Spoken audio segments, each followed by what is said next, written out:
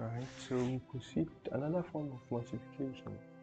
This is multiplication by a vector, right?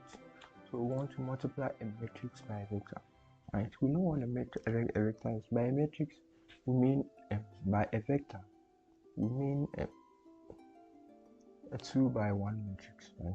Because vectors like this, they are 2 by 1 matrices.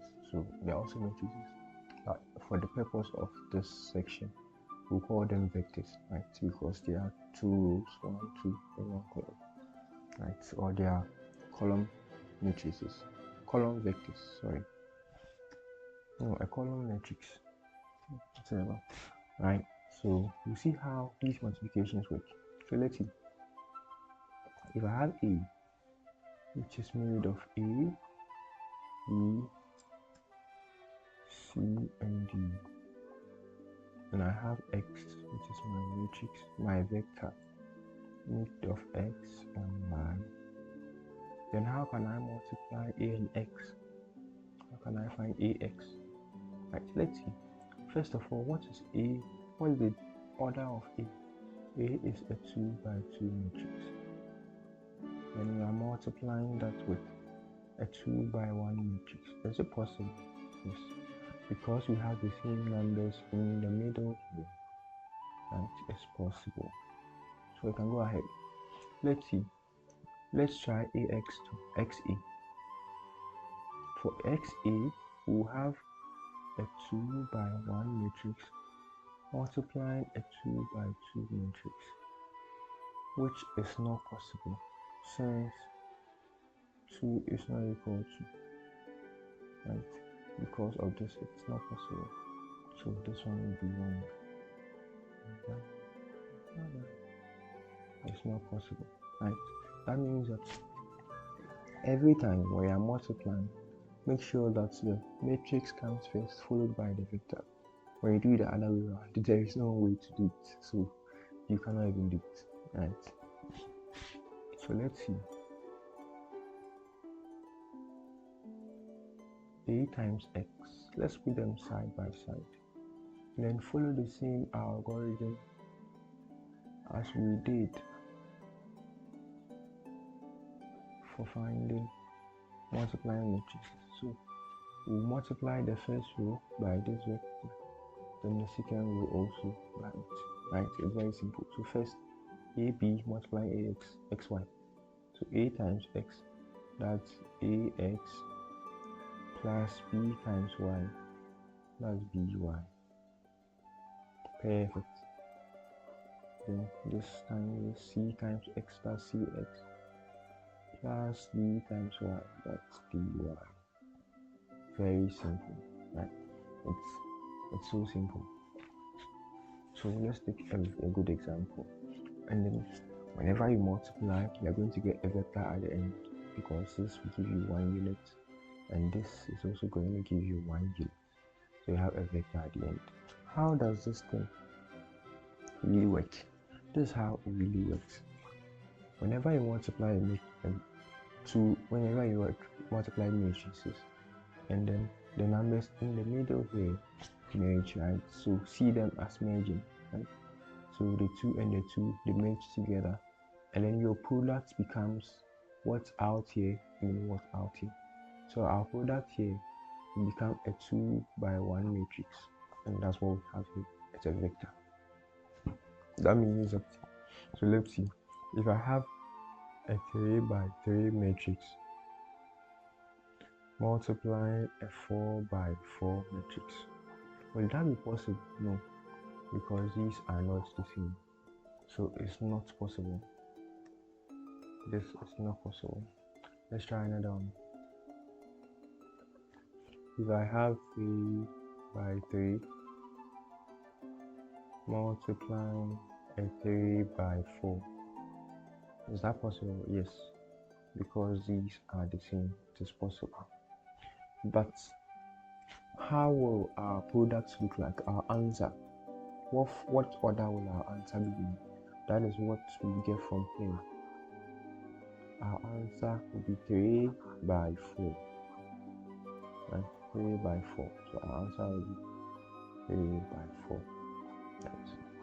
So let's take an example here. A times x. We've been given A, we've been given x. So we'll put them side by side and try and multiply. Let's see.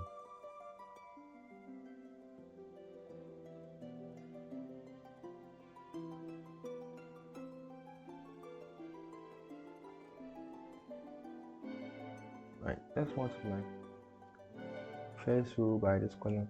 So we'll have 3 times 3 plus 1 times 4. Then next we have 2 times 3 plus 3 times 4. That'll be 9. Right? We could have skipped this method. It's totally correct if you skip. You just multiply 3 by 3, that's 9. Then 1 by 4, that's plus 4. Right? It's totally correct if you skip that step because you're not very interested.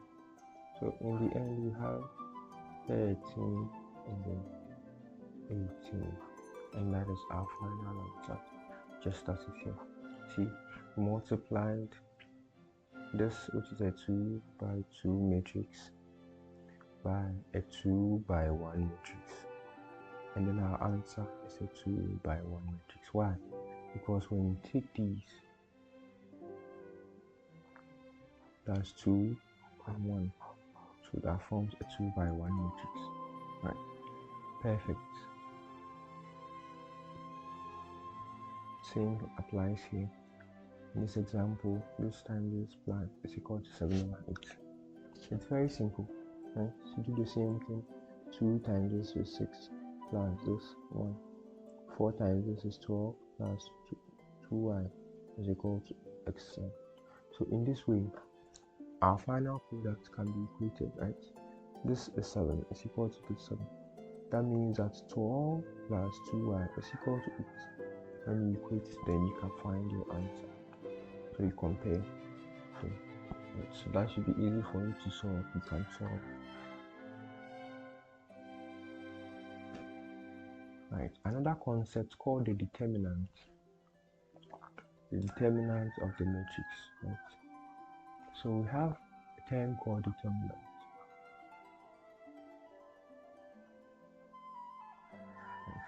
Determinant is an implicit property of a matrix. Right. Every matrix has its determinant, and then with this determinant, it tells us a lot about the matrix, what it can be used for, things it cannot be used for, and stuff. Right? It's a property of a matrix. Now let's see how we calculate the determinant of every matrix. It's because we need it along the way in some of our calculations. So determinant, we start off a 2 by 2 matrix. Whenever you have a 2 by 2 matrix, the determinant is defined as this. So that the determinant of a matrix A is equal to that if A is equal to A, B, C, D, right? If A is equal to A, B, C, D, then the determinant is shown by putting bars on the matrix, right? So these bars mean determinant, right? These magnitude bars, they mean determinant. So how do we find the determinant? This is how we do it. We multiply the forward diagonal, right? The product of the forward diagonal minus the product of the backward diagonal. It's very simple. So the forward diagonal is this. So A, D minus the backward diagonal, that's C, B. Very simple. It's so simple. Right. So for example, let's look at A here. A is equal to 3, 1, 2, 5. Let's find the determinant. Determinant of A will therefore be given as 3 times 5, which is 15, minus 2 times 1, which is 2. In the end, we have 30. That's our determinant. This is so simple, right? Determinant for this is also 3 times 6 minus 4 times this. That gives us 18 plus 4, so 20. The determinant of this means it's a single numerical value, right? So a determinant will always give you a single numerical value. It will not give you a vector, it will not give you a matrix. Whatever matrix you have, determinant will give you just a single number. Right? That's what they mean here. So we can try with these examples. It's very simple. Determinant of a 2 by 2 matrix. That's easy, and then you can solve them. Let's move on to the next. We have inverse of a 2 by 2 matrix. This is another property. Inverse of a matrix. So matrices have inverses, right? We can calculate their inverse, and then in this section we'll be calculating the inverse of a 2 by 2 matrix. The inverse of A is given by, so the inverse of A, if a matrix is A, then its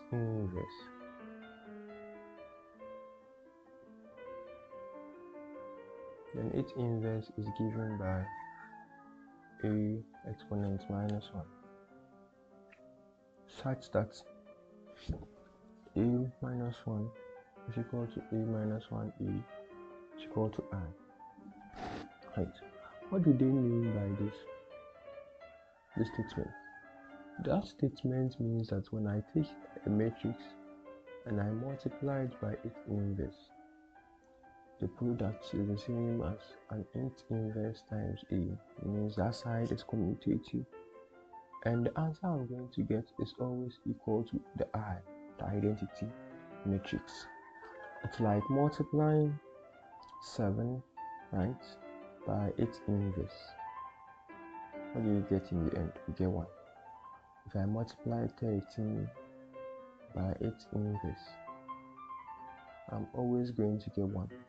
The same way, whenever you multiply a matrix by its inverse, no matter how you put it, whether this one comes here or this one goes there, we are always going to get I, which is the identity element. It's a unit matrix, sorry. I is a unit matrix, sorry. I is not the identity element, it's the unit matrix. So the unit matrix is 1, 1, 1, 1. Right, we are always going to get the unit matrix.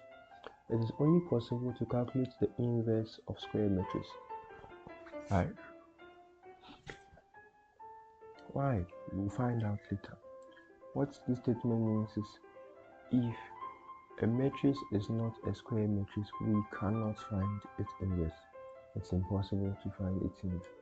If the determinant of a square matrix is 0, then the matrix is called a singular matrix and has no inverse. So let's see. If the determinant of a square matrix is not 0, then the matrix is called non-singular matrix and has an inverse. Right?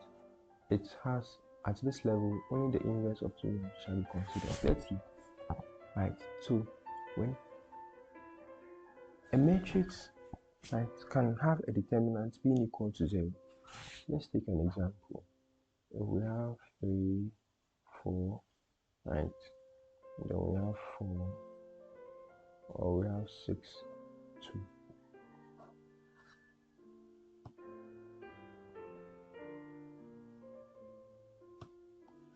We have 6, 2. If this is, let's say, C, determinant of C will surely be 0, because we have 3 times 4, which is 12, minus 6 times 2 is 12. So determinant of C is 0. Right. In the calculation of an inverse, we will use the determinant. And if the determinant is 0, we cannot find the inverse. So we conclude that C doesn't have an inverse if its determinant is 0. And then for such matrices, we call them singular matrices.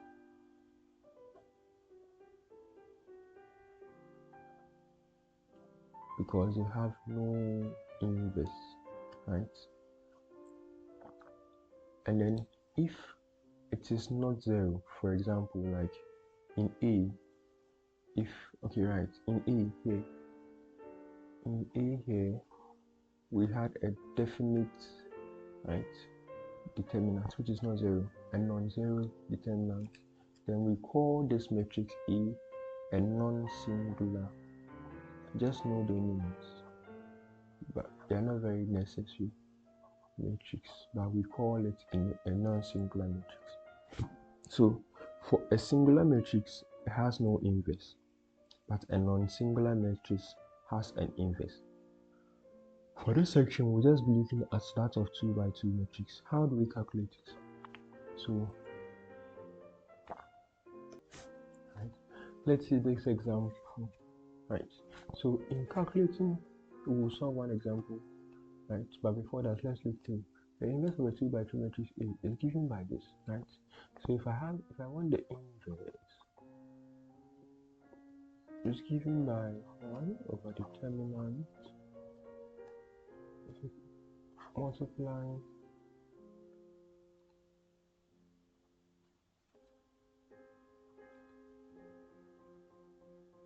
d minus b c a. What happens here? Inverse of A. Inverse of A is equal to this, right? What's going on here? So this is how you calculate the inverse. Inverse is given by the product of the inverse of the determinant, right? So 1 over the determinant of whatever the matrix is. That's this side.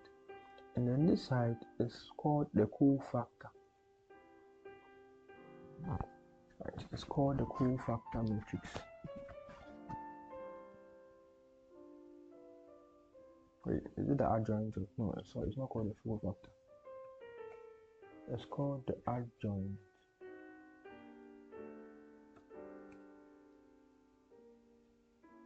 Let me see.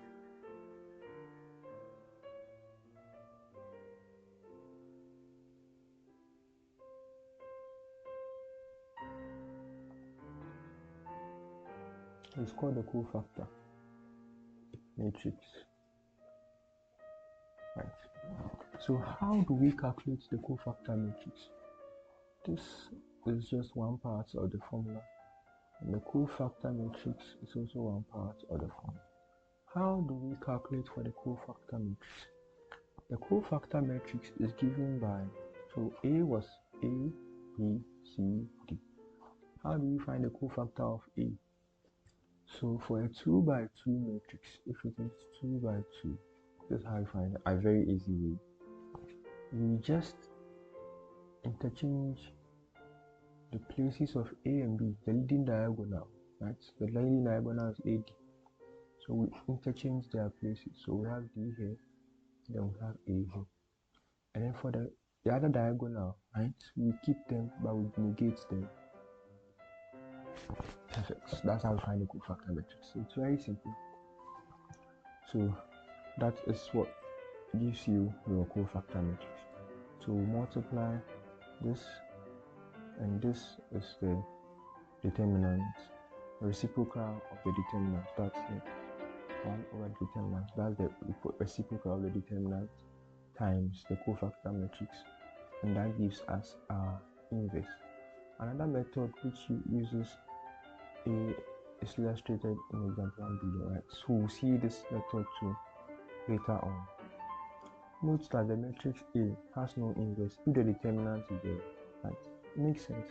If D here, if determinant here is 0, then we have 1 over 0, which is not ideal in mathematics, which is a math error, right? It's undefined. So we cannot find the determinant of a matrix if its determinant is 0.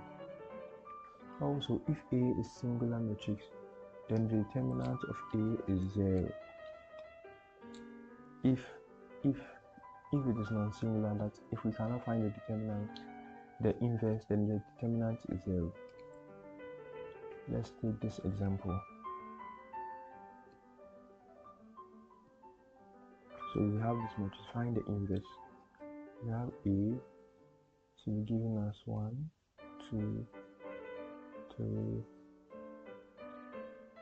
4. And then we want to find the inverse. We know inverse is given by 1 over determinant of A multiplied by cofactor matrix of A. Right, cofactor matrix. Shit.